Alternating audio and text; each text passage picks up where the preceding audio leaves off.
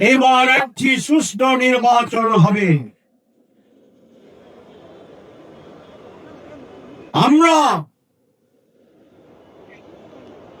Election চাই, selection চাই না। এই নির্বাচন একটি ডিজাইনের মাধ্যমে সম্পন্ন করে জনগণের ভোটাধিকারকে আবার হরণ করার ষড়যন্ত্র চলছে। যদি সেরকম তৈরি করে নির্বাচন হয়, একটু দাঁড়ান, বিদেশের ডিজাইনে নির্বাচন হয়, তাহলে জীবন এবং রক্ত দিয়ে একটি সুষ্ঠু নির্বাচন আদায় করবে ইনশাআল্লাহ। আমরা আবারও বলতে চাই মাইকে,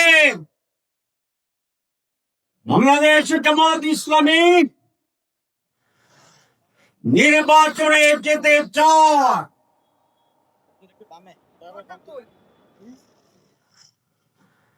কিন্তু তার আগে সুষ্ঠু নির্বাচন হওয়ার বিষয়গুলো জনসমক্ষে উদ্ভাসিত হতে হবে, পরিষ্কার হতে হবে, আনন্দমুখর পরিবেশ তৈরি করতে হবে।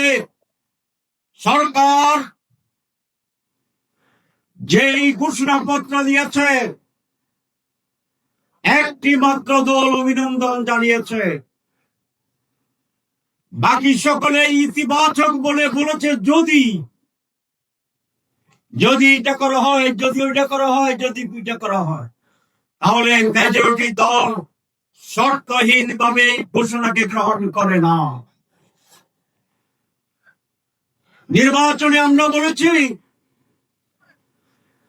সুষ্ঠু নির্বাচনের জন্য সংস্কার জরুরি। সরকার বলেছে,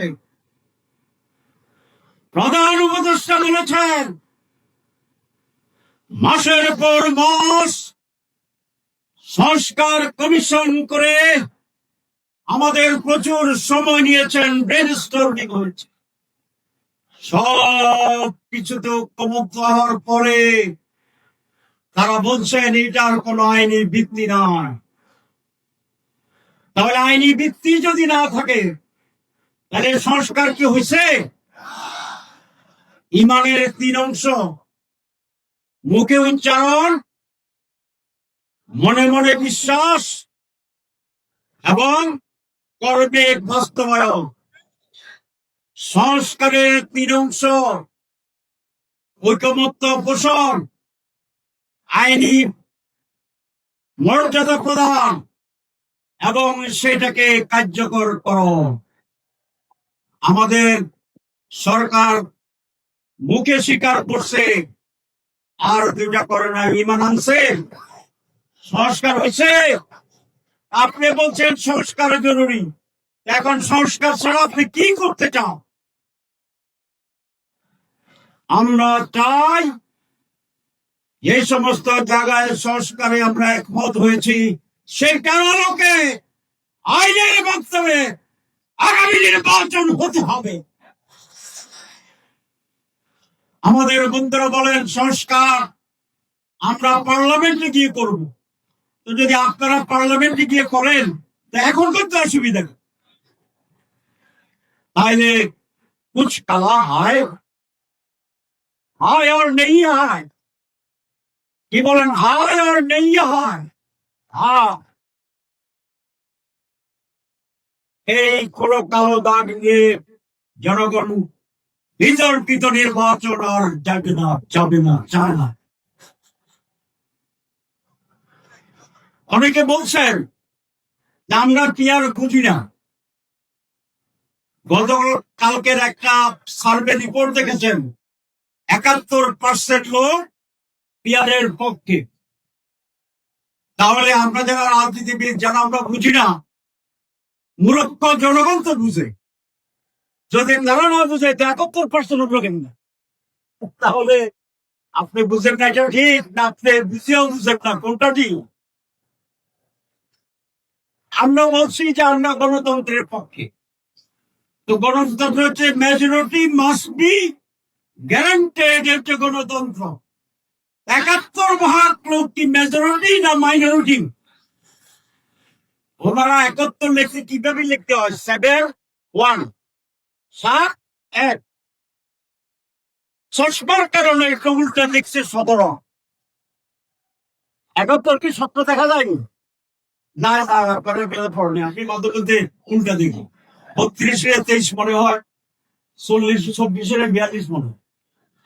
তো যদি 71% লোক যদি পিয়াজ চায়, তাহলে আপনাদের বিরুদ্ধে করার কি অধিকার আছে? মেজরিটি মানুষের মত প্রকাশ এবং সেভাবে কার্যকরণের নাম হচ্ছে ডেমোক্রেসি। যারা মুখে বলে ডেমোক্রেসি, বৃহত্তর জনগণের মুখকে গুরুত্ব দিতে চায় না, তাদের ব্যাপারে বলা যায় মুখ মে শেখ ফরিদ, বগল মে ওইটা ফরদানু। সুতরাং আমি বলতে চাই, বক্তব্য বেশি দেব না, আসুন ডায়লগ করি। সরকারকে আহ্বান জানাবো, রাজনৈতিক দলগুলোর সাথে ডায়লগে বসেন। রাজনৈতিক দলগুলোর কাছে আবেদন জানাবো, আসুন আমরা ইন্টার পার্টি ডায়লগ করি, আমরা ইন্টার পার্টি রাউন্ড করি।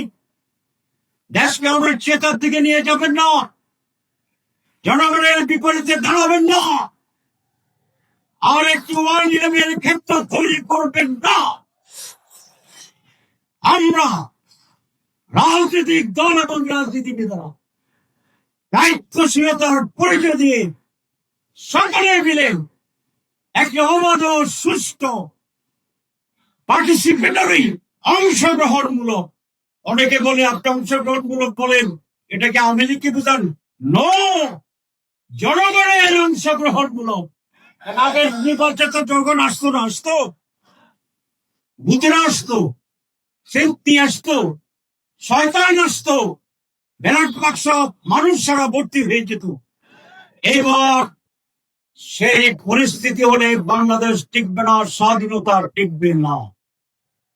সুতরাং রাজনীতিবিদদের প্রজ্ঞার পরিচয় দিতে হবে। দেশের জন্য যেটা করলাম সেই ব্যাপারে আসুন আলাপ আলোচনার মাধ্যমে আমরা একটি নির্বাচনের সুষ্ঠু পরিবেশ তৈরি করার জন্য উদ্যোগ গ্রহণ করি।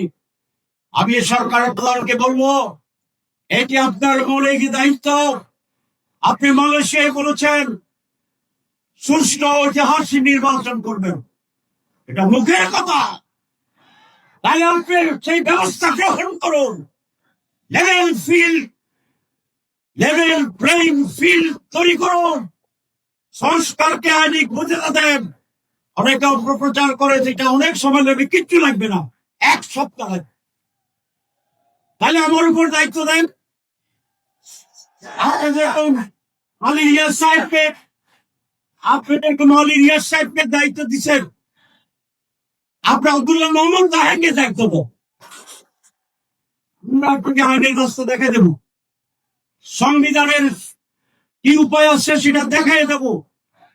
যদি আমরা দেখাইতে পারি, প্রমাণ করতে পারি, রাস্তা তৈরি করতে পারি, তাহলে তো আপনার আর কোনো সমস্যা থাকার কথা না। কিন্তু মানুষকে আর বোকা বানানোর সুযোগ হবে না। মানুষ ঐক্যবদ্ধ।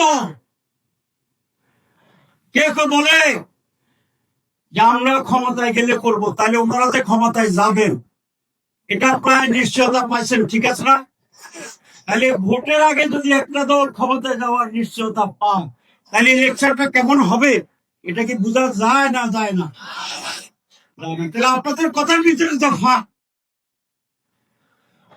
আমরা জামাত ইসলামী, এদেশের মানুষ অনেকগুলো দল, আমরা আলাপ আলোচনা করছি। আমরা সকলে এই দেশের কল্যাণ চাই, আমরা নির্বাচন ডেমোক্রেসি চাই, আমরা নির্বাচন সুস্থ এবং জনগণের পার্টিসিপেশনে উৎসব মুখর নির্বাচন চাই। যারা এই নির্বাচনে এই পরিবেশ তৈরিতে নানা কথায় নানা অজুহাতে বাধা সৃষ্টি করে ধূম্রজাল তৈরি করে, তাই নির্বাচন নিয়ে ষড়যন্ত্র করছে। আমি এই কথা বলে শেষ করতে চাই। প্রিয় দেশবাসী, এদের আমাদের আপনাদের সকলের এই দেশ কোন পদ্ধতিতে চলবে সেই সিদ্ধান্ত নেওয়ার ক্ষমতা জনগণের, আপনাদের। আসুন নির্ধারিত সময়ে একটি সুষ্ঠু নির্বাচনের জন্য নির্বাচনের পূর্বে যে দাবিগুলো, যে ব্যবস্থাগুলো গ্রহণ করা দরকার, সেইটা যেন এই সরকার গ্রহণ করতে বাধ্য হয়, আমরা সেই দাবিকে জোরদার করতে চাই। আসুন সকল দলকে বলবো, আমরা রাউন্ড টেবিলে বেশি মন খোলা রেখে সুষ্ঠু নির্বাচনের সাথে আলাপ আলোচনার মাধ্যমে একটি সঠিক রাস্তা তৈরি। আর জনগণ অনেক সচেতন, কোন দলকে তারা বন্ধভাবে সমর্থন করেন না। শুধু আগামী নির্বাচনে আপনারা কি সত্যের পক্ষে থাকবেন, দুর্নীতির বিরুদ্ধে থাকবেন, চাঁদাবাজের বিরুদ্ধে থাকবেন? ইনশাআল্লাহ আগামী নির্বাচনে স্ট্যাটিস্টিকটা তাই দেখাবো। যারা চাঁদাবাজের বিরুদ্ধে তারা উঠতেছে, আর যারা চাঁদাবাজের বিরুদ্ধে নয় তারা আস্তে আস্তে নামতেছে। ব্যবধান কি খুব বেশি? আর আছে কয় মাস? 5 মাস। যদি এইভাবে কেউ নামতে থাকে, কেউ যদি উঠতে থাকে, তাহলে 5 মাসের ব্যবধানে বুথের আগের সপ্তাহ এটা নামে এটা তো গুরু দেখে নেব। ইনশাল্লাহ এদেশের মানুষ যেমনি হাসিনাকে তাড়িয়েছে, স্বৈরাচারকে পতন ঘটিয়েছে, তারা দুর্নীতিমুক্ত ডেমোক্রেটিক জনগণের অধিকার সম্পন্ন একটি বাংলাদেশ গড়ে তোলার জন্য ঐতিহাসিক ভূমিকা পালন করবে আগামী নির্বাচন। সবাইকে ধন্যবাদ।